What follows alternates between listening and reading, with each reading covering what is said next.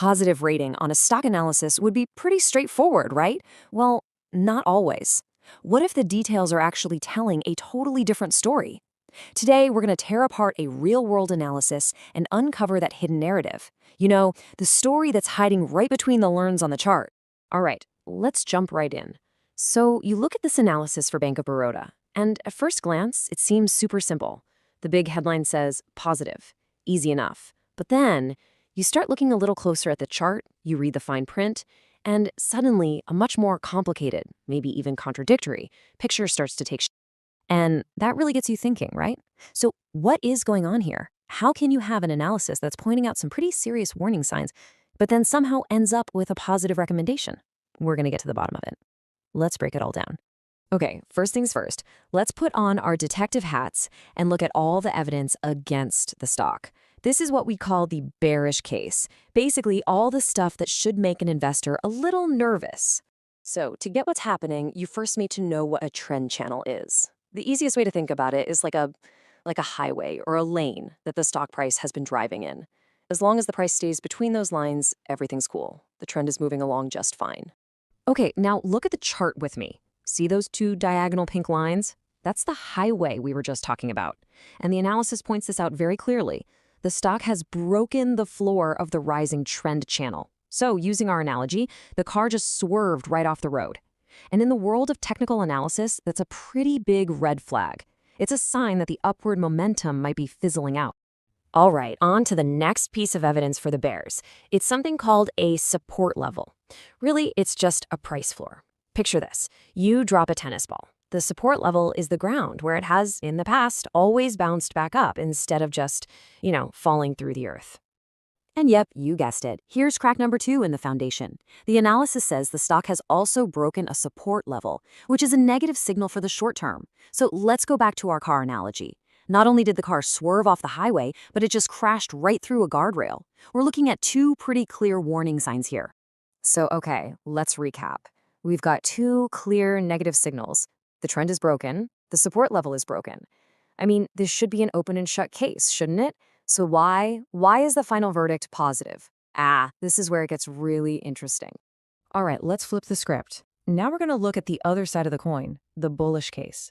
What on earth did the analysts see that was powerful enough to just ignore those big cracks we just found in the chart? The first clue comes from this little phrase right here. There is no resistance in the price chart. Now, resistance is basically the opposite of support. If support is a floor, resistance is a ceiling. So by saying there's no resistance, the analyst is basically saying, hey, if this thing turns around, there's a clear blue sky above. There's nothing obvious that's going to stop it from going higher. But honestly, the real key to this whole mystery is something called trading volume. All that means is how many shares are being bought and sold. Think of it like the roar of the crowd at a football game.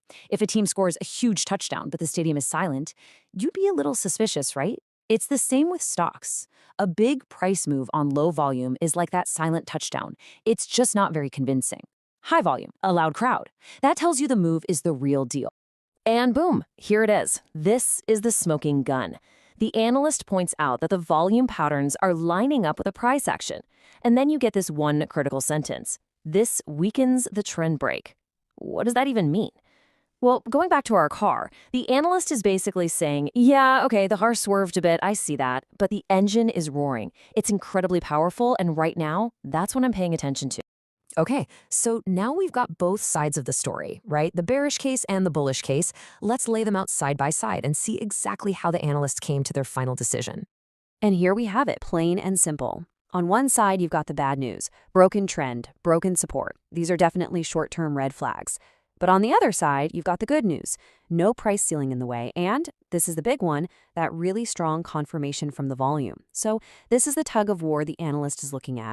So what do you do? How do you solve this puzzle? Well, the analyst has to make a judgment call, and they decide that the underlying strength, the story the volume is telling, is actually more important than the temporary weakness we see in the price chart. The volume, in this case, is telling a deeper, more powerful story.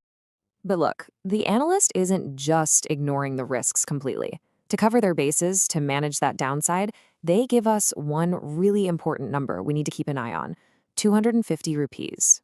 So that 250 rupee mark is the key support level, that major price floor we talked about.